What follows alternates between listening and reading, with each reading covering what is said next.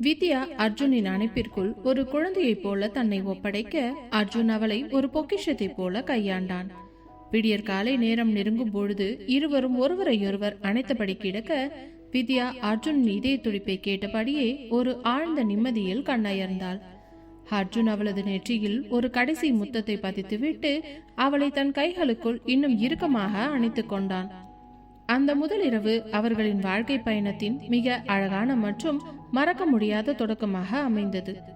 அடுத்த நாள் காலை ஜன்னல் திரைச்சீலைகளின் வழியாக அதிகாலை சூரியனின் மெல்லிய தங்க நிற கதிர்கள் அறைக்குள் எட்டி பார்த்தன. அதே நேரம் மல்லிகை பூக்கள் ஆங்காங்கே சிதறி கிடக்க அந்த அறையே ஒரு காதலின் போர்க்களம் போல காட்சியளித்தது. வித்யா அதிகாலையிலேயே எழுந்து குளித்து முடித்து ஒரு அழகான இளஞ்சிவப்பு நிறப்பட்டு புடவையில் ஈரக்கூந்தலை ஒரு பக்கமாக தள்ளிவிட்டு நெற்றியில் சிறிய குங்கும போட்டும் கழுத்தில் புது தாலியும் மின்ன அழகாக தயாரானாள். அதிகாலை 5 மணிக்கே பங்களாவின் சமையல் அறையில் பாத்திரங்கள் உருளும் சத்தம் மெல்லியதாக கேட்க தொடங்கியது. கயல்விழி இளம் பச்சை நிறத்தில் இருந்த புடவையை கட்டிக்கொண்டு தலைமுடியை ஒரு கொண்டையாய் போட்டபடி காஃபிக்கு தண்ணீரை அடுப்பில் வைத்தாள். அப்பொழுது மெல்லிய கொலுசு சத்தம் சமையலறை வாசலில் ஒலிக்க திரும்பி பார்த்த கயல்விழியின் முகத்தில் ஒரு பூரிப்பு கலந்த புன்னகை மலர்ந்தது. அங்கே வித்யா குளித்து முடித்து ஈரக்கூந்தலோடு நெற்றியில் பெரிய குங்கும போட்டும் கழுத்தில் புத்தாலியும் மின்ன அந்த வீட்டின் புது மருமகளாக நின்றிருந்தாள். கயல்விழி அவளையே ஒரு நிமிடம் இமைக்காமல் பார்த்தவள் தன் தங்கை ஒரு பெண்ணாக ஒரு மனைவியாக முழுமை அடைந்திருப்பதை அவளது முகம் சொல்லாமல் சொல்லியது. என்னடி வித்யா, அதுக்குள்ள எழுந்துட்டியா? நல்லா தூங்குனியா இல்லையா? கல்யாண கழிப்பின்னு தீர்ந்திருக்காதே என்று கயல்விழி மிகவும் யதார்த்தமாக கேட்க வித்யா வெட்கத்தில் தலை குனிந்து கொண்டு அக்காவின் அருகில் வந்தாள். இல்லக்கா, சீக்கிரம் முழிப்பு வந்துருச்சு, அதான் குளிச்சுட்டு வந்துட்டேன். நீங்க எவ்வளவு சீக்கிரம் எழுந்தீங்க? நான் வந்து காஃபி போட்டிருப்பனே என்று சொல்லிக்கொண்டே காஃபி டப்பாவை எடுத்தாள் வித்யா. கயல்விழி அவளது கையை பிடித்து நிறுத்தி அவளது முகத்தை ஆழமாக பார்த்தாள். ஒரு அக்காவுக்கு தெரியும் தன் தங்கை முதல் நாள் இரவு ஒரு புதிய உறவுக்குள் நுழைந்திருக்கிறார். அவளது மனதில் 1000 தயக்கங்களும் சிலிர்ப்புகளும் இருக்கும் என்று. கயல்விழி எதையும் வெளிப்படையாக கேட்கவில்லை. அது அவளது தங்கையின் தனிப்பட்ட அந்தரங்கம் என்பதில் அவள் உறுதியாக இருந்தாள். ஆனால் அவளது கண்கள் மட்டும் வித்யாவை பாராட்டியபடியே இருந்தன. வித்யா, இப்போ நீ இந்த வீட்டோட பொண்ணு மட்டும் இல்ல, ஒரு பொறுப்பான மனைவியும் கூட. அர்ஜுன் சார் ரொம்ப நல்லவர், ஆனா கொஞ்சம் பிடிவாதக்காரர். அவரை நீதான் அன்பால கையாளணும். நேத்து நைட் எதுவும் பயமா இருந்துச்சான்னு நான் கேட்க மாட்டேன். ஆனா உன் முகத்தை பார்த்தாலே தெரியுது நீ ரொம்ப நிம்மதியா இருக்கேன்னு. அது போதும் எனக்கு என்று கயல்விழி சொல்ல வித்யா அக்காவின் தோளில் சாய்ந்து கொண்டவள், அக்கா, அர்ஜுன் சார் என ரொம்ப புரிஞ்சு வச்சிருக்காருக்கா. என் படிப்பு பத்தி அவர் பேசினப்போ எனக்கு ரொம்ப நெகிழ்ச்சியா இருந்துச்சு. நீங்க சொன்னது போலவே என்ன ஒரு பூ மாதிரி பாத்துக்கிட்டாரு என்று வித்யா ரகசியமாக சொல்ல கயல்விழி அவளது கன்னத்தை தட்டி, சரி சரி அப்புறம் பேசிக்கலாம், இப்போ மாமாவுக்கும் அவருக்கும் நான் காஃபி எடுத்துட்டு போய் கொடுக்கணும். முதல்ல உன் புருஷனுக்கு ஒரு ஸ்ட்ராங் காஃபியை போட்டு எடுத்துட்டு போ, பாவம் எழுந்த உடனே உன்னை தேடுவாரு என்று கிண்டல் செய்தாள். இருவரும் சேர்ந்து சிரித்து கொண்டே காஃபி போட்டனர். சமையல் அறையில் அந்த பாலின் வாசனையும் காஃபி தூளின் மனமும் அந்த புதிய விடியலை இன்னும் அழகாக்கின. வித்யா காஃபி கோப்பைகளை தட்டில் அடுக்கி கொண்டு மேலே அறைக்கு சென்றாள். அறை கதவை மெல்ல தள்ளிக்கொண்டு உள்ளே நுழைந்த வித்யாவுக்கு அர்ஜுன் இன்னும் போர்வைக்குள் சுருண்டு படுத்திருப்பது தெரிந்தது. அவள் காஃபியை மேஜையில் வைத்துவிட்டு மெதுவாக கட்டிலின் ஓரத்தில் அமர்ந்தாள். தூக்கத்தில் ஆழ்ந்திருந்த அர்ஜுனின் முகம் ஒரு குழந்தையைப் போல தெரிந்தது. வித்யா அவனது நெற்றியில் விழுந்து கிடந்த தலைமுடியை மெல்ல தன் கைவிரல்களால் ஒதுக்கிவிட்டாள். அவளது விரல்கள் பட்ட மாத்திரத்தில் அர்ஜுன் சட்டென்று அவளது மணிக்கட்டை பற்றி இழுக்க, எதிர்பாராத இந்த திடீர் தாக்குதலால் வித்யா அர்ஜுனின் மார்பின் மேல் வந்து விழுந்தாள். அர்ஜுன், என்ன இது? காஃபி ஆறிட போகுது, விடுங்க என்று வித்யா அவனது பிடியிலிருந்து விலக முயல அர்ஜுன் அவளை இன்னும் இறுக்கமாக அணைத்து கொண்டான். அவனது கண்கள் இன்னும் தூக்க கலக்கத்தில் இருந்தாலும் அதில் தெரிந்த காதல் வித்யாவை சொக்க வைத்தது. காஃபியை விட நீதான் வித்யா எனக்கு ரொம்ப தித்திப்பா இருக்க. இந்த விடியல் இவ்வளோ அழகா இருக்கும்னு நான் நினைக்கவே இல்லை. நேத்து ராத்திரி அந்த நிலவோட சாட்சியா நாம ஒன்னா இருந்த அந்த தருணங்கள் இன்னும் என் கண்ணு முன்னாடியே நிக்குது என்று அர்ஜுன் அவளது காதோரம் குனிந்து கிசுகிசுக்க வித்யா வெட்கத்தில் அவனது நெஞ்சில் முகம் புதைத்தாள். அர்ஜுன் அவளது ஈரக்கூந்தலில் இருந்து வழியும் அந்த சிறுநீர் துளிகளை தன் இதழ்களால் ஒற்றி எடுத்தான். அவனது இதழ்கள் அவளது கழுத்து வளைவில் ஊர்ந்து செல்ல வித்யா சிலிர்த்து போய், அர்ஜுன், யாராவது வந்துட்டு போறாங்க, ப்ளீஸ் விடுங்க என்று முணுமுணுத்தாள். ஆனால் அர்ஜுன் விடுவதாக இல்லை. யார் வந்தா என்னடி, நீ என் பொண்டாட்டி, உன்னை ரசிக்கிறதுக்கு எனக்கு எல்லா உரிமையும் இருக்கு என்றவன் அவளை தன் பக்கம் திருப்பி அவளது இதழ்களில் ஒரு நீண்ட ஆழமான முத்தத்தினை பதித்தான். அந்த முத்தம் ஒரு புதிய விடியலில் வித்யா அவனது அணைப்பில் அப்படியே உருகி போனாள். அர்ஜுன் அவளது இடையை சுற்றி தன் கைகளை வளைத்து அவளை மெல்ல தூக்கி தன் மடியில் அமர வைத்தான். இன்னைக்கு ஒரு நாள் நம்ம எங்கேயும் போக வேண்டாம் வித்யா, இந்த ரூம்லயே உன் கூட இப்படியே காலத்தை கடத்தணும் போல இருக்கு என்று அவன் சொல்ல, வித்யா அவன் சட்டை காலரை சரி செய்து கொண்டே, அப்படி சொன்ன எப்படி அர்ஜுன், அக்கா மாமா உங்க அண்ணன் எல்லாரும் நமக்காக காத்துக்கிட்டு இருப்பாங்க, அப்புறம் சித்து மாமா உங்களை கிண்டல் பண்ண ஆரம்பிச்சிடுவாரு என்று சொல்லி சிரிக்க, அர்ஜுன் அவளது கன்னத்தில் ஒரு அழுத்தமான முத்தத்தினை கொடுத்து விட்டு, சரி சரி உன் பேச்ச மீற முடியுமா, ஆனா ஒண்ணு, சாயங்காலம் நாம வெளியில போறோம், அங்க உனக்கு ஒரு சர்ப்ரைஸ் காத்துட்டு இருக்கு என்று மர்மமாக சொன்னான். வித்யா ஆச்சரியத்துடன், என்ன சர்ப்ரைஸ் அது என்று கேட்க, சொன்னா அது சர்ப்ரைஸ் இல்லையே, பொறுத்திருந்து பாரு என்று அவளது மூக்கை பிடித்து ஆட்டினான். கடைசியில் இருவரும் அந்த சூடான காஃபியை ஒரே கோப்பையில் பகிர்ந்து குடித்தனர். அந்த ஒரு கோப்பை காஃபியில் இருந்த இனிப்பை விட அவர்கள் பரிமாறிக்கொண்ட காதலில் இனிப்பு அதிகமாக இருந்தது. அந்த புதிய விடியல் அர்ஜுன் மற்றும் வித்யாவின் வாழ்க்கையில் ஒரு நீங்காத வசந்தமாக தொடங்கியது. அந்த பெரிய பங்களாவின் டைனிங் ஹால் அன்று காலை ஒரு திருவிழா கோலம் போல இருந்தது. மேஜை முழுக்க ஆவி பறக்கும் இட்லிகள், மொறுமொறுப்பான நெய் ரோஸ்ட், மணக்க மணக்க சாம்பார் மற்றும் சட்னி வகைகள் என கயல்விழி அதிகாலையிலேயே புகுந்து விளையாடியிருந்தாள். வித்யா தன் அக்காவுக்கு ஒத்தாசையாக ஓடி ஓடி பரிமாறிக் கொண்டிருந்தாள். புது மணப்பெண் என்கிற அந்த வெட்கமும் கழுத்தில் மின்னும் தாலியும் அவளுக்கு ஒரு தனி அழகை கொடுத்திருந்தது. சித்தார்த் வழக்கம் போல தன் தட்டை நிரப்பிக்கொண்டு அர்ஜுனை பார்க்க, அர்ஜுன் இன்னும் அந்த தூக்க கலக்கத்தில் இருந்தும் இரவு நேரத்து ரொமான்ஸில் இருந்தும் வெளிவராதது போல தன் தட்டையே வெறித்து பார்த்து கொண்டிருந்தான். ஏன் அர்ஜுன், சாப்பாட்டுல அவ்வளோ பெரிய ஆராய்ச்சி பண்ணிக்கிட்டு இருக்க? வித்யா வச்ச இட்லி பூ மாதிரி இருக்குடா, அவ்வளோ ஒன்னும் மோசமா இல்ல, சாப்பிடு என்று சித்தார்த் கிண்டல் செய்ய அர்ஜுன் திடுக்கிட்டு நிமிர்ந்தான். இல்ல சித்து சார், அது நேத்து நைட் சரியா தூக்கம் இல்ல, அதான் ஒரு மாதிரியா இருக்கு என்று அவன் உளர அங்கிருந்த கயல்விழி வாய் விட்டு சிரித்து விட்டாள். வித்யா வெட்கத்தில் தன் முகத்தை மூடிக்கொண்டு சமையல் அறைக்குள் ஓடினாள். பாத்தியா சித்து, தம்பி எவ்வளவு ஓப்பனா பேசுறான்னு என்று விக்ரம் கூற, வித்யா பாவம், அவளை ஏன் இப்படி சங்கடப்படுத்துறீங்க என்று கயல்விழி சொல்ல அந்த இடமே கலகலப்பானது. சித்தார்த் விடாமல், அது என்னமோ தெரியல கயல், கல்யாணத்துக்கு முன்னாடி வரைக்கும் சிங்கமா சுத்தின அர்ஜுன் இப்போ பூனைக்குட்டி மாதிரி அமைதியா இருக்கான், எல்லாம் வித்யா பண்ற மாய அப்படி என்று சொல்ல, அப்பொழுது அர்ஜுனும், போதும் சார், உங்களை அப்புறமா கவனிச்சுக்கிறேன் என்று சொல்லி சிரித்து கொண்டே சாப்பிட ஆரம்பித்தான். ஆனால் இந்த சிரிப்பு சத்தங்களுக்கு நடுவே விக்ரம் மட்டும் அமைதியாக தன் தட்டில் இருந்த உணவை மேலோட்டமாக தள்ளி கொண்டிருக்க, அவனது கண்கள் அடிக்கடி வாசலையே பார்த்து கொண்டிருந்தன. நேற்று நித்யா பயந்து ஓடிய அந்த தருணமும் அவளது அந்த மிரட்சியான கண்களும் அவனது மனதை விட்டு அகலவே இல்லை. ஏன் அவளை அப்படி பயமுறுத்திட்டோம்? இல்ல, அவளுக்கு என் காதல சொல்ல எனக்கு அந்த அதிகாரம் இருக்கு என அவனுக்குள் ஒரு பெரிய போராட்டமே நடந்து கொண்டிருந்தது. திடீரென்று தன் தட்டை தள்ளி வைத்து விட்டு தண்ணீர் குடித்து விட்டு எழுந்து நின்றவன், சித்து, நான் கொஞ்சம் வெளியே போயிட்டு வரேன், ஒரு முக்கியமான வேலை என்று அவன் சொல்ல, சித்தார்த் அவசர அவசரமாக வாயை துடைத்துக் கொண்டு, என்னன்னா இன்னும் நீங்க சாப்பிட்டே முடிக்கலையே, இன்னைக்கு லீவ் எடுக்கலாம்னு சொன்னீங்களே என்று புரியாமல் கேட்டான். விக்ரம் தன் கோட்டை சரி செய்து கொண்டே, வேலை வேற இடத்துல இருக்குதுடா, நான் சீக்கிரம் வந்துடுறேன் என்று ஒரு மர்மமான புன்னகையுடன் அங்கிருந்து விறுவிறுவென்று வெளியேறினான். அவன் கிளம்பிய வேகத்தை பார்த்த அர்ஜுன், சித்து சார், அண்ணன் நித்யாவை தான் தேடி போறாருன்னு நினைக்கிறேன். அவங்க 2 பேருக்கும் இடையில நேத்து என்ன நடந்துச்சுன்னு தெரியல, ஆனா அண்ணன் முகத்துல ஒரு பெரிய பிடிவாதம் தெரியுது என்றான். ஆமாண்டா அர்ஜுன், விக்ரம் அண்ணா ஒரு விஷயத்துல இறங்கிட்டார்னா அதை முடிக்காம விட மாட்டாரு. பாவந்த நித்யா பொண்ணு இன்னைக்கு அண்ணன் கிட்ட இருந்து தப்பிக்கவே முடியாது போல என்று சித்தார்த் சொல்ல, கயல்விழியோ, எல்லாம் நல்லபடியா நடந்தா சரிதான் என்று வேண்டிக் கொண்டாள். மறுபுறம் நித்யா தன் சிறிய வீட்டில் இன்னும் அந்த பயத்திலிருந்தும் அதிர்ச்சியிலிருந்தும் மீளாமல் இருந்தாள். தன் அறையில் ஜன்னல் ஓரமாக அமர்ந்து விக்ரம் நேற்று கூறிய அந்த வார்த்தைகளை நினைத்து பார்த்தாள். இந்த ஜென்மத்துல நீ தாண்டி என் பொண்டாட்டி. அந்த வார்த்தைகள் அவளுக்குள் ஒரு பயத்தை தந்தாலும் ஒரு பெண்ணாக அவளது அடிமனதில் ஒரு சிறிய சிலிர்ப்பையும் ஏற்படுத்தியிருந்தது. அப்பொழுது திடீரென அவளது வீட்டு வாசலில் ஒரு பெரிய கார் வந்து நிற்கும் சத்தம் கேட்க நித்யா ஜன்னல் வழியாக எட்டி பார்த்தவள் அப்படியே உறைந்து போனாள்.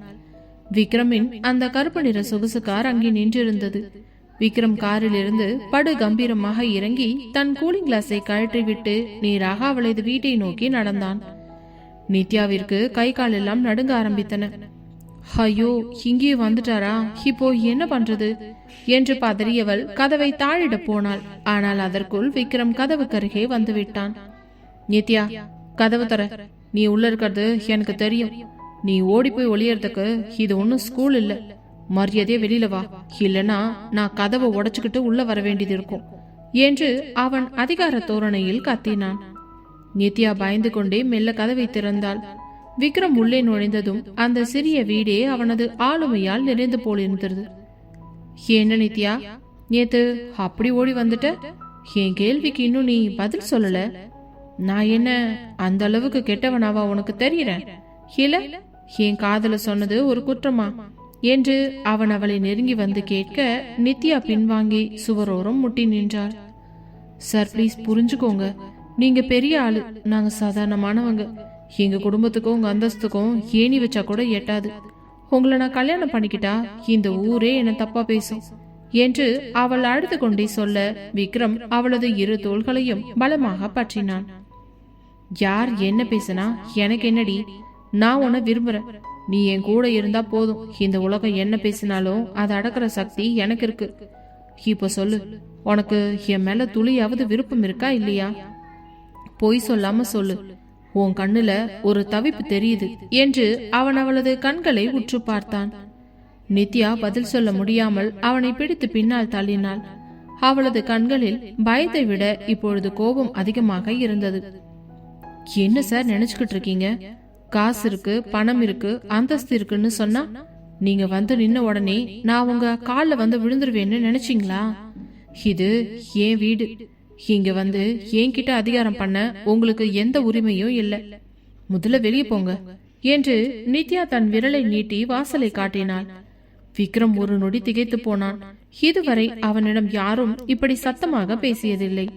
ஆனால் அந்த திகைப்பு அடுத்த நொடியே ஒரு கர்வமான புன்னகையாக மாறியது. அவன் மெல்ல அவள் அருகே நெருங்கி வர நித்யா பின்வாங்கினாள். கடைசியில் சுவர் ஓரம் அவளை முடக்கி தன் இரு கைகளையும் சுவரில் ஊன்றி அவளை சிறைப்பிடித்தவன், என்ன சொன்ன? வெளியில போகவா? நித்யா, விக்ரம் ஒரு இடத்துக்கு வந்தா அவன் நினைச்சதை முடிக்காம போக மாட்டான். நீ என்ன எவ்வளவு வேணாலும் வெறுக்கலாம், ஆனா உன்னால என்ன அலட்சியப்படுத்த முடியாது. உன் கண்ணில் தெரியுற அந்த பயமும் கோவமும் தான் எனக்கு ரொம்ப பிடிச்சிருக்கு. நீ இல்லைன்னு சொல்ல சொல்ல எனக்கு உன் மேல இருக்கிற ஆசை அதிகமாகுது என்று அவன் அவளது முகத்திற்கு மிக அருகில் குனிந்து சொல்ல அவனது நெருக்கத்தில் நித்யாவுக்கு மூச்சு முட்டியது. சார், ப்ளீஸ் கையை இடுங்க. இதெல்லாம் ரொம்ப அசிங்கம்.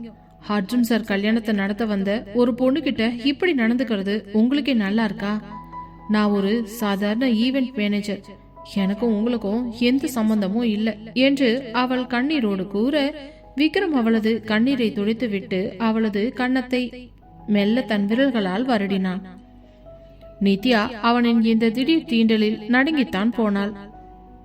என்ன, உனக்கும் எனக்கும் சம்மதம் இல்லையா? நேத்து மண்டபத்துல நான் உன்னை தாங்கி பிடிச்சப்போ உன் இதயம் துடிச்சது எனக்கு கேட்டுச்சு நித்யா.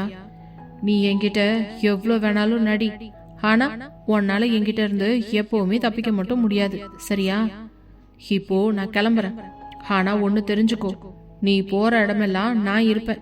நீ பாக்குற ஒவ்வொரு திசையிலையும் இந்த விக்ரம் நிப்பான். உன்னை நானே வந்து கல்யாணம் பண்ணிக்கொன்னு கெஞ்ச வைக்க மாட்டேன்.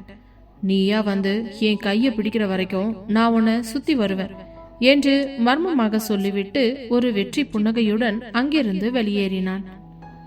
அவன் வெளியில் சென்றதும் நித்யா அப்படியே தரையில் அமர்ந்து விட்டாள். அவளது உடல் இன்னும் நடுங்கிக் கொண்டிருந்தது. இந்த மனுஷன் என்னை விடமாட்டாரோ? இவர்கிட்ட இருந்து நான் எப்படி தப்பிக்கிறது என்று அவள் யோசித்துக் கொண்டிருக்கும் போதே அவளது போன் அடித்தது. எடுத்து பார்த்தால் அவளுக்கு ஒரு புதிய ஈவென்ட் ஆர்டர் வந்திருந்தது. அடுத்த நாள் ஒரு பெரிய பிசினஸ் மீட்டிங்கிற்கான ஏற்பாடுகளை செய்ய நித்யா அந்த இடத்திற்கு சென்றாள்.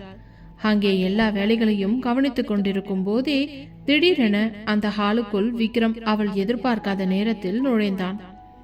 அவனை அங்கு பார்த்த அதிர்ச்சியில், நீங்க இங்க என்ன பண்றீங்க என்று நித்யா பதட்டமாக கேட்க, விக்ரம் அலட்சியமாக சிரித்தவன், இது என்னோட பிசினஸ் மீட்டிங் நித்யா, இந்த ஈவென்ட் ஆர்டர் கொடுத்ததே நான் தான். நீ எங்க போனாலும் உன் வேலை மூலமாவது உன்னை சந்திக்கிறதுக்கு எனக்கு தெரியும் என்று சொல்லிவிட்டு அவள் அருகில் வந்து மற்றவர்கள் பார்க்காதபடி அவளது சேலை முந்தானையை லேசாக இழுத்து, இன்னைக்கு இந்த சேலையில நீ இன்னும் மிரட்டலா இருக்க, ஆனா உன் பிடிவாதம் தான் என்னை இன்னும் உசுப்புது என்று கிசுகிசுத்தான். அவன் பேச்சை கேட்ட நித்யாவுக்கு தான் ஆத்திரம் பொங்கியது. ஹலோ சார், இது பிசினஸ், எங்கேயாவது கொஞ்சம் ஒழுங்கா நடந்துக்கோங்க என்று அவள் பற்களை கடிக்க, பிசினஸ்லயும் நான் கிரிமினல் தான், காதல்லையும் நான் கிரிமினல் தாண்டி, நீ எவ்வளவு தூரம் ஓட்டுறன்னு நானும் பாக்குறேன் என்று சொல்லிவிட்டு அவன் மேடைக்கு சென்றான். நித்யா அவளுடைய வேலையை செய்து கொண்டிருக்கும் போது விக்ரம் வேண்டுமென்றே அவளை அழைத்து மைக்கை சரி செய்ய சொல்வது, தண்ணீரை எடுத்து வர சொல்வது என அவளை தன் பக்கத்திலேயே இருக்க வைத்தான். அவனுடைய ஸ்பீச் முடியும் வரை அவளையே தான் பார்த்து கொண்டிருந்தான். ஆனால் நித்யாவோ ஒரு முறை கூட அவனை நிமிர்ந்து பார்க்கவே இல்லை. இதனால் கடுப்பான விக்ரம் அவளையே முறைத்து கொண்டிருந்தான். அதே நேரம் பங்கன் முடிந்ததும் அவள் அங்கிருந்து திரும்ப தயாராகுவதை பார்த்தவன் அவள் மேடைக்கு பின்னால் சென்றதும் விக்ரம் மின்னல் வேகத்தில் சென்று அவள் கையை பிடித்து மறைவான இடத்திற்கு இழுத்து சென்றான். ஹலோ சார், என்ன பண்றீங்க?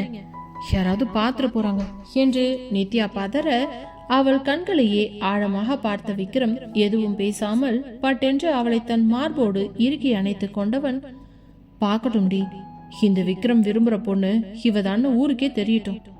நீ பயப்படுற வரைக்கும் தான் நான் உன்னை சீண்டுவேன், நீ என்னை ஏத்துக்கிற வரைக்கும் இந்த டார்ச்சர் குறையாது என்றவன் அவளது நெற்றியில் தன் முதல் முத்தத்தை வலுக்கட்டாயமாக பதித்துவிட்டு அங்கிருந்து சென்று விட்டான். ஒரு நிமிடம் என்ன நடந்தது என்று தெரியாமல் குழப்பத்தில் நின்றிருந்தவள் பின் தன் நெற்றியை துடைத்துக் கொண்டே, இவரை நம்ம விடவே கூடாது, எப்படியாவது இவர்கிட்ட இருந்து தப்பிக்கணும் என்று முடிவு செய்து கொண்டாள். ஆனால் அவளது மனதின் ஒரு மூலையில் விக்ரமின் அந்த அதீத பிடிவாதமும் ஆளுமையும் அவளை மெல்ல மெல்ல அவன் பக்கம் இழுக்க தொடங்கி இருக்கிறது என்று அவளுக்கு தெரியவில்லை. மறுநாள் காலை நித்யா தன் அலுவலகத்தில் நேற்றைய நிகழ்வுகளை நினைத்து தலைவலியில் அமர்ந்திருந்தாள்.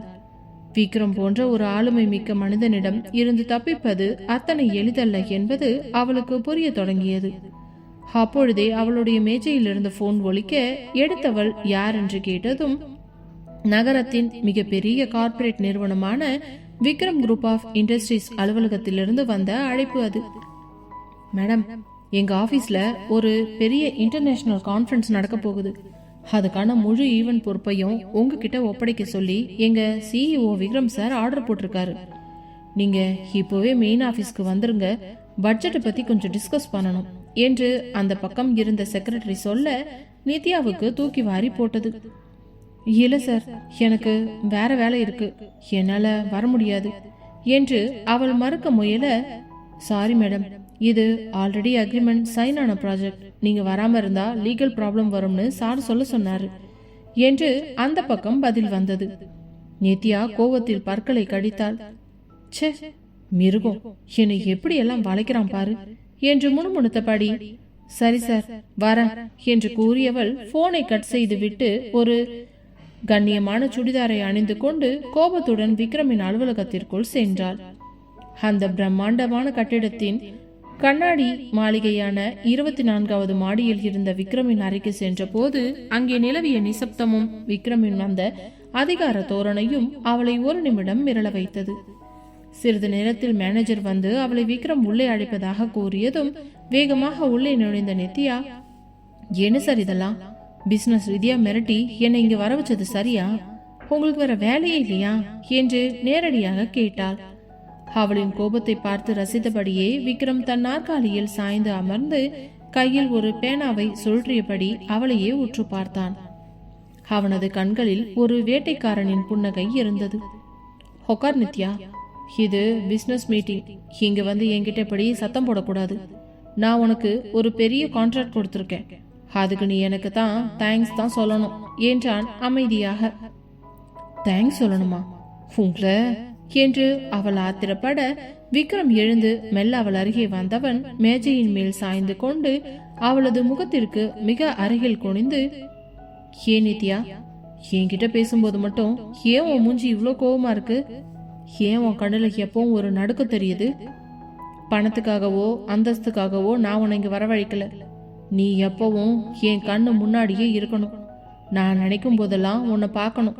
அதுக்காகத்தான் இந்த ஏற்பாடு என்றான்.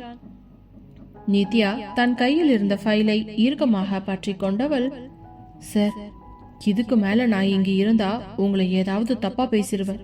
பட்ஜெட் டீட்டெயில்ஸ் இதோ இருக்கு, பார்த்துட்டு சொல்லுங்க, நான் கிளம்புறேன் என்று சொல்லி எழுந்து செல்ல திரும்பினாள். ஆனால் விக்ரம் அவளது கையை பிடித்து இழுத்து தன் மேஜைக்கும் தனக்கும் நடுவில் அவளை சிறைப்பிடித்தவன், எங்க இவ்வளவு அவசரமா போற? இந்த விக்ரம் கிட்ட வந்துட்டு அவ்வளோ சீக்கிரம் நீ போயிட முடியுமா? நித்யா, நீ எவ்வளவுதான் என வேணாம்னு சொன்னாலும் உன் அடி மனசுல எனக்காக ஒரு இடம் உருவாக்கிட்டு தான் இருக்குதுன்னு எனக்கு தெரியும். அர்ஜுன் வித்யா கழுத்துல தாலி கட்டினப்பவே உன் கண்ணுல ஒரு ஏக்கம் தெரிஞ்சுதே, அது எதுக்காக? உனக்கும் ஒரு வாழ்க்கை வேணும்னு தானே? அந்த வாழ்க்கைய உனக்கு என்னால மட்டும்தான் கொடுக்க முடியும் என்று அவன் அவளது காதோரம் குனிந்து கூற நித்யா அவனை ஏறிட்டு பார்த்தவள், சார், நீங்க சொல்றது காதல் இல்ல, இது ஒரு விதமான அராஜகம். ஒரு பொண்ணை மிரட்டி பணிய வைக்கிறதுல உங்களுக்கு என்ன சந்தோஷம் கிடைக்க போகுது? நீங்க நினைக்கிற மாதிரி ஆட்டி வைக்க நான் ஒன்னும் விளையாட்டு பொம்மை இல்லை. நீங்க எவ்வளோ பெரிய ஆளா இருந்தாலும் என் மனசுக்கு விருப்பம் இல்லாம உங்களை நான் என்னைக்குமே ஏத்துக்க மாட்டேன் என்று அவள் உறுதியாக சொன்னாள். விக்ரம் அவளது பிடிவாதத்தை கண்டு வியந்தவன், இது அராஜகமா இருக்கலாம், ஆனா உனக்கு ஒண்ணு தெரியுமா நித்யா, இந்த பிடிவாதம் தான் என்னை இன்னும் உன் மேல பைத்தியமாக்குது. நீ இல்லைன்னு சொல்ல சொல்ல நீ எனக்கு வேணும்ன்ற என் வைராக்கியம் அதிகமாகுது. சரி, இப்போ கிளம்பு. ஆனா நாளை காலையில 9 மணிக்கு நீ இங்க இருக்கணும். இது என்னோட ஆர்டர். நீ வராம இருந்தா உன் கம்பெனியோட லைசன்ஸை கேன்சல் பண்ண எனக்கு 1 நிமிஷம் போதும் என்று மிரட்டலாக சொல்லிவிட்டு அவளை விடுவித்தான். நித்யா அழுது கொண்டே அங்கிருந்து வெளியேறினாள். லிப்டில் வரும்போது அவளது மனம் முழுவதும் ரணமானது. இந்த மனுஷன் சரியான ராட்சசன், இவர்கிட்ட இருந்து எப்படி தப்பிக்கிறது என்று யோசித்தாள்.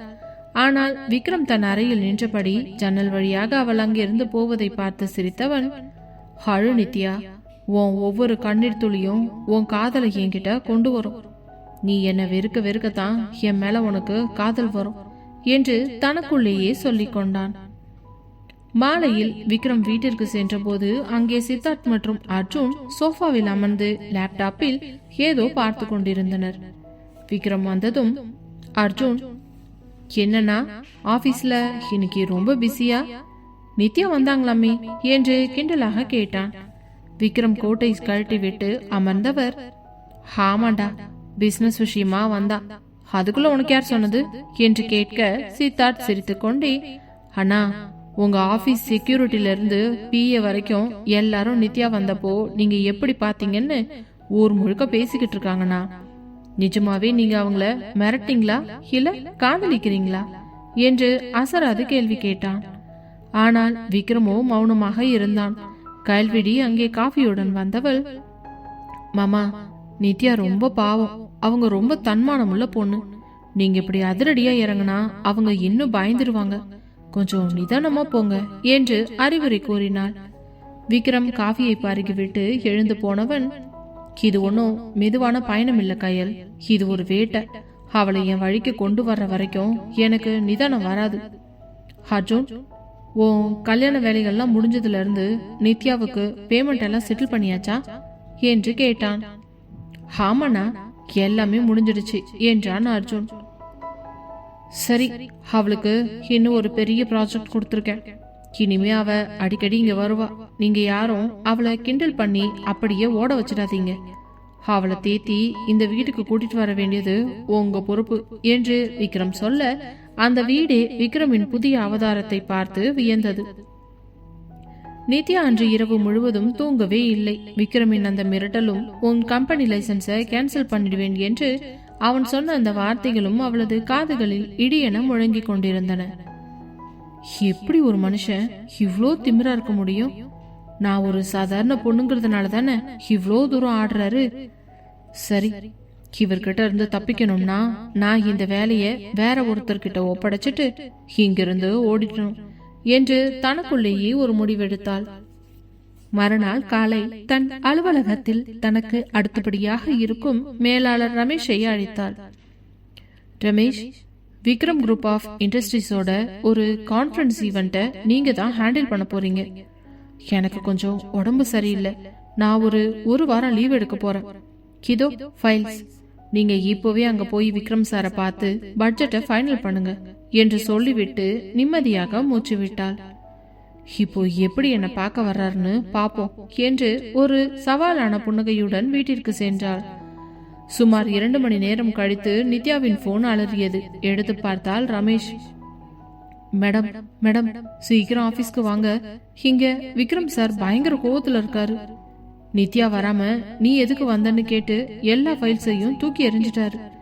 இன்னும் 10 நிமிஷத்துல நீங்க இங்க வரலனா நம்ம ஆபீஸ் இருக்கிற கம்ப்யூட்டரு, பர்னிச்சரு எல்லாத்தையும் சீஸ் பண்ணிடுவேன்னு செக்யூரிட்டியை வச்சு மிரட்டுறாரு மேடம்.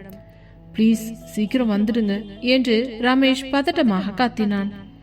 நித்யாவிற்கு கோபம் உச்சத்துக்கே போனது. சரியான ராட்சசன், மிருகம் என்று கத்திக்கொண்டே ஒரு ஆட்டோவை பிடித்து விக்ரமின் அலுவலகத்திற்குள் போனார். நேராக விக்ரமின் அறைக்குள் நுழைந்தவர் மேஜையை ஓங்கி தட்டிவிட்டு, என்ன சார் நினைச்சுக்கிட்டு இருக்கீங்க? பிசினஸ்னா உங்களுக்கு என்ன விளையாட்டுன்னு நினைப்பா? என் ஸ்டாஃப் கிட்ட ஏன் நீங்க அப்படி நடந்துகிட்டீங்க? உங்களுக்கு நான் வேணும், அவ்வளவுதானே? இதோ வந்துட்டேன், இப்போ என்ன பண்ணுவீங்க என்று ஆவேசமாக கத்தினாள்.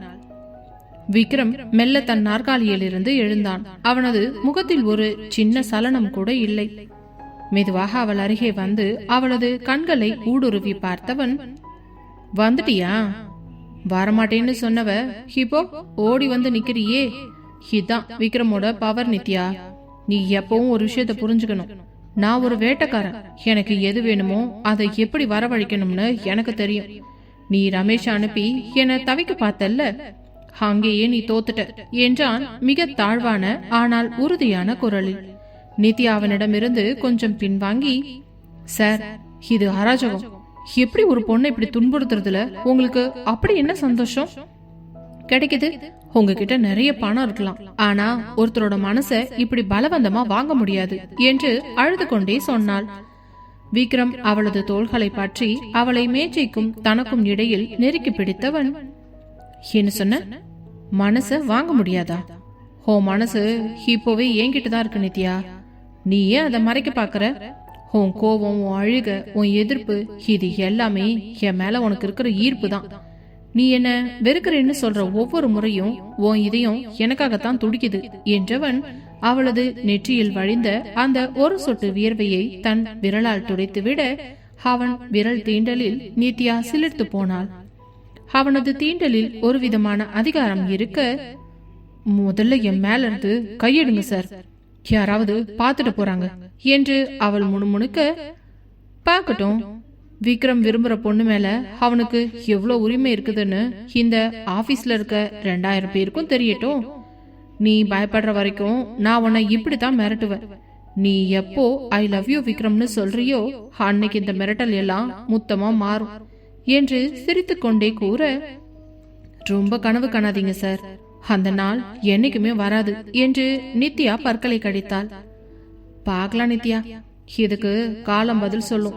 இப்போ இந்த பட்ஜெட் ஃபைல்ல சைன் பண்ணு. அடுத்து 3 நாளைக்கு நீ காலையில 9 மணில இருந்து நைட்டு 9 மணி வரைக்கும் ஏன் கண்ணு முன்னாடிதான் இருக்கணும். இது பிசினஸ் அக்ரிமெண்ட், மீறினா தெரியுமில்ல என்று மர்மமாக சிரித்தான்.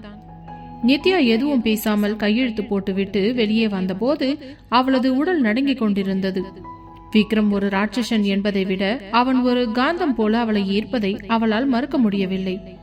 மாலையில் விக்ரம் வீட்டிற்கு சென்ற போது சித்தார்த்தும் அர்ஜுனும் வாசலிலேயே காத்திருந்தனர். என்னன்னா இன்னைக்கு ஆபீஸ்ல நித்யா மேடம் கூட நல்லா சண்டை போட்டுட்டீங்களாமே.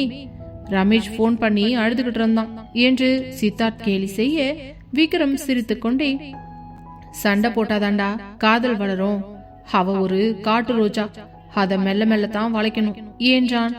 அந்நேரம் கைல்விழி அங்கே வந்து, மாமா ஆனாலும் நீங்க நித்யாவை ரொம்ப டார்ச்சர் பண்றீங்க, பாவம் அந்த பொண்ணு, வித்யா கூட இன்னைக்கு அவகிட்ட பேசினப்போ நித்யா அழுதுட்டாங்கன்னு சொன்னான் என்று கவலையோடு சொன்னாள். விக்ரம் கைல்விழியை பார்த்து, கயல், அவ அழுதாதான் அவ மனசுல இருக்கிற அந்த பிடிவாதம் கரையும். விக்ரம பார்த்தா பயப்படணும், அப்புறம்தான் காதலிக்கணும், அதுதான் என் ஸ்டைல். அர்ஜுன், நாளைக்கு நித்யா இங்க வருவா, அவளுக்கு தேவையான எல்லா வசதிகளையும் செஞ்சு கொடுங்க, ஆனா அவளை இங்கிருந்து போக விட்டுறாதீங்க என்று ஒரு கட்டளையிட அந்த வீடே விக்ரமின் இந்த அதிரடி காதலை பார்த்து வியந்து நின்றது. அதே நேரம் நித்யா தன் அறையில் அமர்ந்து விக்ரமின் அந்த மிரட்டலான பார்வையை நினைத்து கொண்டே, இந்த மனுஷன்கிட்ட இருந்து ஜெயிக்க முடியுமா, இல்ல இவர்கிட்ட தோக்கிறது தான் என் விதியா என்று யோசித்தபடி உறக்கம் இல்லாமல் தவித்தாள். அந்த பெரிய பங்களாவில் அன்று காலை ஒரு காந்தம் போன்ற காதல் உணர்வு பரவி இருந்தது. சமையலறையில் கைல்விழி இட்லிக்கு சட்னி அரைத்துக் கொண்டிருக்கும் பொழுதே சித்தார்த் மெல்ல பின்னாடி வந்து அவளது இடையை வளைத்து பிடித்து தன் முகத்தை அவளது தோளில் சாய்த்தவன், கயல், இப்பதான் வித்யா அர்ஜுன் கல்யாணம் முடிஞ்சிருக்கு, ஆனா எனக்கு என்னவோ நாம இன்னும் ஹனிமூன் கூட போகலையேன்னு ஒரு ஏக்கமா இருக்குதுடி. நாம தான் முதல்ல கல்யாணம் பண்ணிக்கிட்டோம், ஆனா இந்த வீட்டு பொறுப்புகளை சுமக்கவே நமக்கு நேரம் சரியா இருக்கு. எனக்கும் உன் கூட தனியா எங்கேயாவது மலை பிரதேசத்துக்கு போய் உன்னை அள்ளிக்கிட்டு கொஞ்சணும்னு ஆசை இருக்காதா என்று சித்தார்த் மென்மையாக கேட்க, கைல்விழி கையில் இருந்த கரண்டியை வைத்து விட்டு திரும்பி அவனை பார்த்தாள். அவளது கண்களில் ஒரு ஏக்கம் தெரிந்தது. நிச்சயமா எனக்கும் அந்த ஆசை இருக்குங்க, ஆனா பாருங்க, விக்ரம் ஒரு பக்கம் நித்யாவை மிரட்டிக்கிட்டு இருக்காரு, அர்ஜுன வித்யாவும் இப்பதான் வாழ்க்கை ஆரம்பிச்சிருக்காங்க, இந்த நேரத்துல நாம எப்படி போறது என்று அவள் கேட்க, சித்தார்த் அவளது இதழ்களில் ஒரு சின்ன முத்தத்தை வைத்து, நாமளும் சீக்கிரம் போறோம் கயல், அதுக்கு முன்னாடி இங்கேயே நம்ம ஹனிமூனை ஆரம்பிக்கலாமா என்று அவளை தூக்கி சுழற்ற, கைல்விழியோ சிரித்து கொண்டே அவனது சட்டையை இறுக்கமாக பற்றி கொண்டு, தாராளமா ஆரம்பிக்கலாமே என்று வெட்கத்துடன் கூறினாள்.